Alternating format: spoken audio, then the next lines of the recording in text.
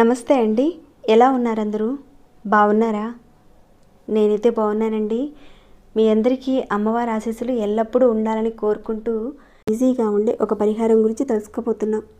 ఇంతకీ ఈ పరిహారాన్ని మనం దేనికి చేసుకోవాలంటే అపార ధన ప్రాప్తి కోసం, అంటే రోజు రోజుకి మీ ధన సంపాదన పెరగడానికి ఒక చిన్న పరిహారం చెప్తానండి. ప్రతి ఒక్కరికి ఈ రోజుల్లో డబ్బు అవసరం పడుతుంది. అయితే ఈ పరిహారాన్ని చేయడం వల్ల ధనానికి లోటు అనేది ఉండదండి. మీ ఇంట్లో ధనం స్థిరంగా ఉంటుంది, డబ్బు వస్తూ ఉంటుంది. ఇక్కడ విషయం ఏంటంటే డబ్బు వస్తుంది చాలామందికి, కానీ వచ్చినట్లుగా ఆ డబ్బులు ఖర్చు అయిపోతూ ఉంటాయి.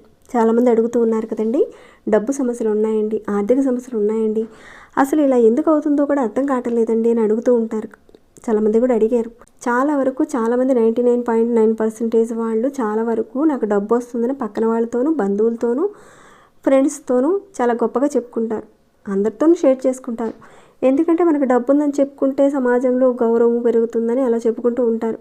ఇలా వీళ్ళు చెప్పుకుంటారు, ఇక అవతల వాళ్ళు ఏడుస్తూ ఉంటారు. ఆ ఏడుపు వల్ల ఈ డబ్బు రావడం అనేది ఆగిపోతుంది.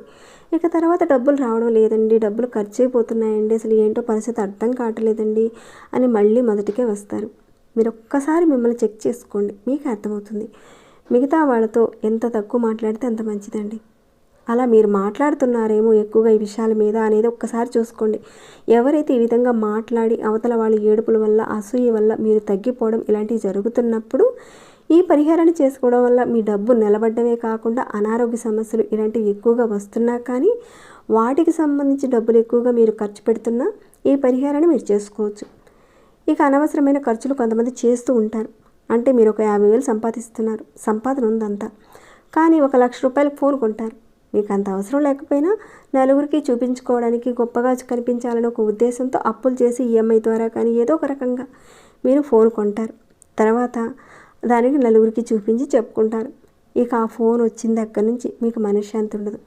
కొందరైతే జ్యువెలరీస్ ఇలాంటివి కొనుక్కుంటారు కదండి, బంగారంతో ఉన్నాయి, అలా కూడా చాలామంది ఈఎంఐ ద్వారా తీసుకొని కూడా చూపించుకుంటూ ఉంటారు. ఇక తర్వాత మనశ్శాంతి ఉండదు.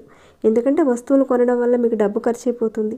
ఆ డబ్బు మీ ఆధీనంలో లేకుండా ఉండి ఏదో ఒక కారణాల వల్ల డబ్బులు వచ్చినట్టుగా ఖర్చు అయిపోతూ ఉన్నాయి, ధనం నిలబట్టలేదు. అలాంటి పరిస్థితి మీకు ఉన్నప్పుడు ఇక్కడ చెప్పే పరిహారాన్ని చేసి చూడండి.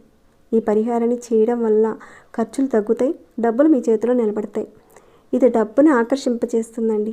అలానే ఈ పరిహారాన్ని వ్యాపారం చేసేవారు కూడా చేసుకోవచ్చు. చిన్న షాపు వాళ్ళైనా, పెద్ద షాపు వాళ్ళైనా ఎవరైనా చేసుకోవచ్చండి. ఈ పరిహారాన్ని చేసుకోవడం వల్ల మీ వ్యాపార సంస్థలు, అంటే మీ బిజినెస్ బాగా రన్ అవుతుంది, మంచి లాభాలు వస్తాయి, రోజు రోజుకి ధన రాబడి పెరుగుతుంది, డబ్బును ఆకర్షిస్తుందండి. అంటే ఇది చేసిన వెంటనే కట్టల డబ్బులు వస్తాయని మాత్రం నేను చెప్పడం లేదండి. అనేవారు కూడా ఉంటారు కదా, అడుగుతారు కదా, అందుకే చెప్తున్నాను.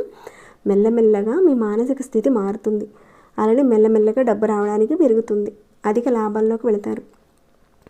సరేనండి, ఇక పరిహారాన్ని ఎలా చేయాలనేది చూద్దాము.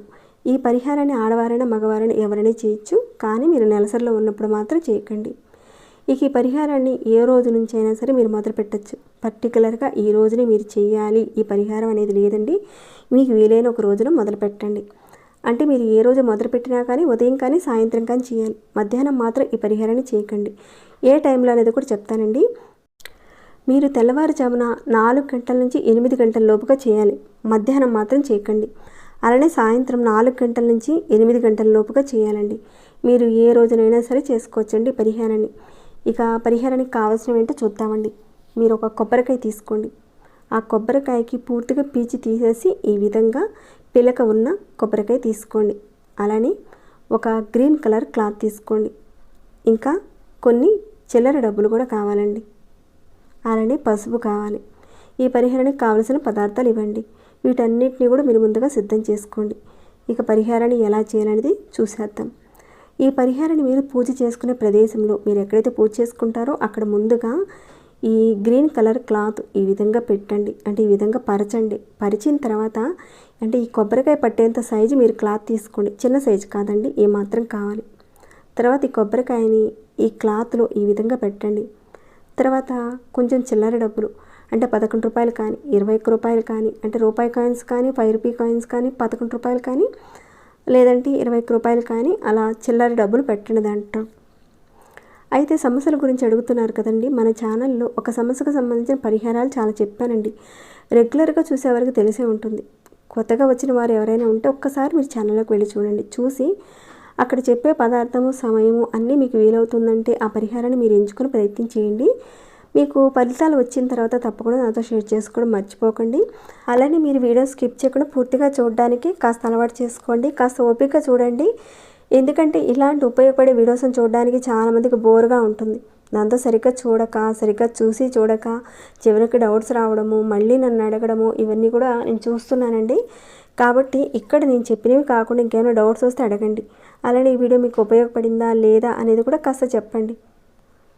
అలా నేను తప్పకుండా మీకు రిప్లై ఇస్తానండి. ప్రతి వీడియోలో నేను ఇస్తాను రిప్లై. తాంత్రిక పరిహారాల్లో ఏ మిస్టేక్ వచ్చినా కానీ సరైన ఫలితాలు అయితే రావు. చాలామంది ఫలితాలు రావడం లేదనే వారు మీరు ఒక్కసారి పైన చూసి ఈ విధంగా చేసుకుంటే మాత్రం ఫలితాలు అయితే రావండి. అలాంటి ప్రయోగాలు అయితే చేయకండి. మీరు 1కి 2 సార్లు చూడండి, అర్థం చేసుకోండి, కరెక్ట్గా చేసుకోండి. అలానే మీకు ఎంతవరకు ఉపయోగపడింది అనేది కూడా చెప్పండి. ఇక ఈ వీడియోకి ఒక లైక్ ఇవ్వండి. మీరు చేసే ఒక లైక్ వల్ల ఈ వీడియో ముందుకెళ్తుంది. ఈ సమస్య మీకనే కాక 10 మంది ఇబ్బందుల్లో ఉన్న వారికి కూడా ఉపయోగపడేలా చేసిన వారు అవుతారు. అలానే ఇలాంటి ఇంకా మంచి మంచి వీడియోస్ని మీ ముందుకు తీసుకొచ్చేలా నాకు కాస్త మోటివేషన్ ఇచ్చిన వారు అవుతారు. ఇక సబ్స్క్రైబ్ కాకుండా ఉంటే సబ్స్క్రైబ్ చేసుకుని నోటిఫికేషన్ వచ్చేలా బెల్ ఐకాన్ తప్పకుండా ఆన్లో పెట్టుకోండి. సరేనండి. ఈ విధంగా వీటన్నిటిని కూడా గ్రీన్ కలర్ క్లాత్లో పెట్టేశారు కదండి. ఈ విధంగా మూటగా కట్టాలి. మూటగా కట్టేసిన తర్వాత మీరు ఈ పొడి పసుపుని మూట కట్టిన ముడి మీద పెట్టాలి. తడి పసుపు కాదండి, పొడి పసుపునే పెట్టాలి.